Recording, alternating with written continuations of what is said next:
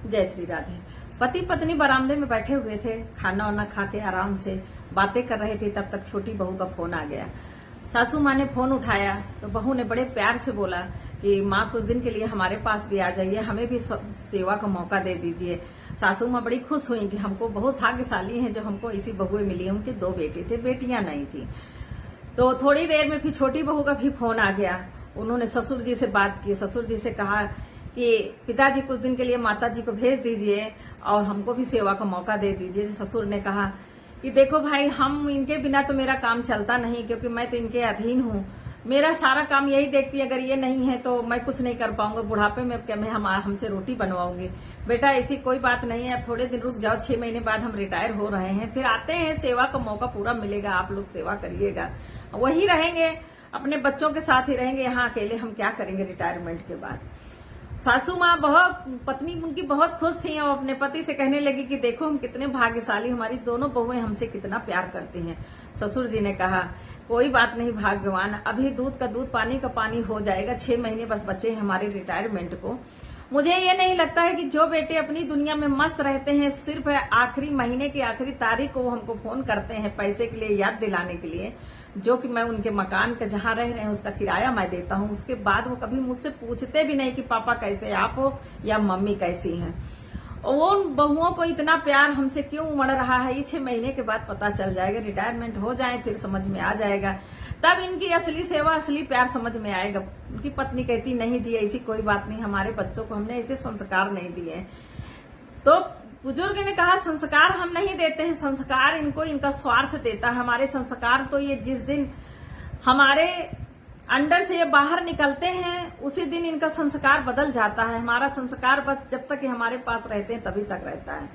6 महीने रिटायर को रहने, वो 6 महीने के बाद रिटायर जैसे हुए, बेटे दोनों आए और पिताजी को अपने खूब समझाया। बोले कि पिताजी ऐसा है कि अभी हम दोनों भाई 2 जगह किराए के मकान में रहते हैं, ऐसा करिए कि आप भी कुछ मदद कर दीजिए तो एक बड़ा मकान हम ले लेते हैं, तो उसी में सबको एक साथ रहेंगे, पूरी विद फैमिली, अच्छा लगेगा।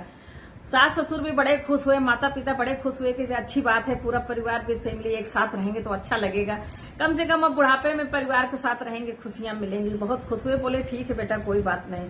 उन्होंने अपनी पूरी जमा पूंजी रिटायर की बच्चों को दे के बहुत बड़ा घर ले लिया और उसमें पूरी फैमिली रहने लगे। और दोनों बहुओं के मैके में कुछ पड़ गया तो दोनों बहुएं जब वहां मैके जाना हुआ तो सासू माँ से बोले कि हम तो नहीं जाएंगे अपने मैके। सासू माँ ने कहा क्यों नहीं जाओगे? बोले क्या करें माँ, पैसा कम पड़ गया था तो इस मकान में लगाने के लिए हमने अपने जेवर बेच दिए हैं। अब ऐसे खाली गला जाएंगे तो बाबूजी की क्या इज्जत रह जाएगी, आप लोगों का क्या मान सम्मान रह जाएगा। तो सासू माँ ने कहा अब हम बुढ़ापे में क्या करेंगे, सोना चांदी ये सब रख के। तो उन्होंने क्या किया कि 2 भाग में अपना पूरा जेवर बांट दिया, दोनों बहुओं को जेवर भी दे दिया और सारा पैसा घर में लगा दिया। अब वो बेचारे एकदम खाली हो गए। जब उन्होंने देखा कि अब इनके पास कुछ भी नहीं है और जो पेंशन का पैसा आता था उससे अपने घर का पूरा राशन भरवा लेते थे, और अब धीरे धीरे उनका रवैया माँ बाप, अपने सास ससुर माँ बाप के लिए बदलने लगा। सासू माँ अगर किचन में कुछ करने भी जाती थी तो बहुएं पीछे से जाके उनको टोका टाकी करने लगी। एक दिन वो अपने पति के लिए रोटी सेक रही थी, रोटी सेक के उसमें जब घी लगाने लगी तो बड़ी बहू जाके कहने लगी माँ इतना घी मत लगाया करो, बुढ़ापा में इतना घी नहीं पचेगा। सासू माँ ने कहा बेटा मैं नहीं खाती हूँ, वो कमजोर है, उनकी तबीयत ठीक नहीं रहती, इसलिए उनको थोड़ा सा दे देती हूँ, बुढ़ापा में थोड़ा सा घी जरूरी भी है। लेकिन बहुओं ने उल्टा सीधा कहना शुरू कर दिया कहाँ से पूरा होगा। तो सासू माँ ने कहा कोई बात नहीं, अब की राशन आएगा पेंशन के पैसे से ही हमारे आता है, तो हम 2 किलो घी एक्स्ट्रा मंगवा लेंगे। तो उतने में बड़ा लड़का आ गया, कहने लगा क्या माँ आप क्या कहना चाहती हो कि सिर्फ आपके पैसे से ही घर का खर्चा चलता है? सासू माँ ने कहा नहीं बेटा मैं ऐसा कुछ भी नहीं कह रही हूँ, लेकिन हाँ मैं मंगवा लूंगी, उनको खिलाना है तो मंगवा लूंगी। लड़का थोड़ा सा गुस्सा होने लगा, कहने लगा लगता है कि हम लोगों ने बहुत बड़ी गलती की, आप लोगों को अपने साथ रखकर। इतना सुनते ही जो उनके पिताजी बाहर बरामदे में बैठे थे उनको बहुत तेज धक्का लगा। वो आए, अपने बेटे को एक झापड़ मारा, बोले तुम नहीं अपने साथ मुझे रखे हो, मैं तुम्हें अपने साथ रखा हूँ, मेरी सारी जमा पूंजी इस मकान में लगा दिया और आज हमें इस तरह कह रहे हो कि हम आपको अपने साथ रख के बहुत बड़ी गलती की है। बहू ने कहा इस गलतफहमी में आप लोग मत रहिए कि ये मकान आपके नाम है, ये मकान हम दोनों देवरानी जेठानी के नाम है। आप लोगों को अगर मेरे घर में रहना है तो मेरे हिसाब से चलना पड़ेगा, नहीं तो तुम दोनों अपना इंतजाम कर लो। अब बेचारों के तो दोनों के बुजुर्गों के पैर के नीचे से धरती खिसक गई कि पूरी तो जमा पूंजी मेरी ले ली और अब ये कह रहे हैं कि तुम हमारे घर से निकल जाओ। फिर क्या हुआ कि बातें बढ़ती गई। एक दिन घर का 2 भाग में बंटवारा हो गया।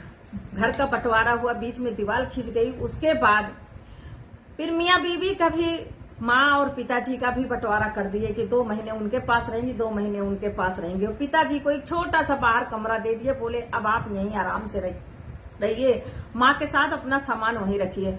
और माँ के साथ नौकरों से भी बदतर व्यवहार करना शुरू कर दिया। पूरे दिन घर का वो काम करते और उनके पति देव उनको दूर से देखते और रोते कि जिसको मैं रानी बना के रखा था, आज उसकी क्या हालत इन लोगों ने कर दी है। हद तो तब हो गई कि जब छोटी बहू की माँ आई और उसकी माँ भी अपने समधन के ऊपर तानाशाही दिखाने लगी। और यहाँ तक हो गया कि एक दिन उसकी बहू ने, उनकी बेटी ने अपनी सासू माँ को अपनी माँ के जूठे बर्तन में खाना दे दिया। तब ससुर जी को बर्दाश्त नहीं हुआ, उन्होंने अपनी बहू को एक झापड़ मार दिया, जो कि बहू को नगा और गुजरा। और उनके बेटे को भी बुरा लगा, बेटे ने भी उल्टा सीधा कहा तो बेटे को भी एक झापड़ मार दिया। और इस तरह करके वो दोनों पति पत्नी के लिए स्थिति इतनी गंभीर बना दी कि उनको घर में रहने के लिए एक दिन का ठिकाना नहीं रहा। दोस्तों, मेरे मोबाइल में थोड़ा सा दिक्कत है, इसलिए ये कहानी का अगला भाग मैं दूसरे पार्ट में करती हूँ। कृपया देखिएगा जरूर, क्योंकि मोबाइल में मेरे कुछ दिक्कत है। 7 मिनट से ज्यादा इसमें कवर नहीं हो रहा है वीडियो, इसलिए इसका दूसरा पार्ट मैं दूसरे भाग में। कहानी हमारी बहुत अच्छी है, आप लोग सुनिएगा जरूर पूरी। अगर इस मेरी कहानी को सुन के आपके आगे आंख में आंसू ना आ गया तो मेरा नाम बदल दीजिएगा। और ये भी मत सुनिए कि हम ऐसे रचना करते हैं, अगल बगल जो देखते हैं, जो सुनते हैं, समझते हैं, उसी की रचना हम करते हैं। जय श्री राधे।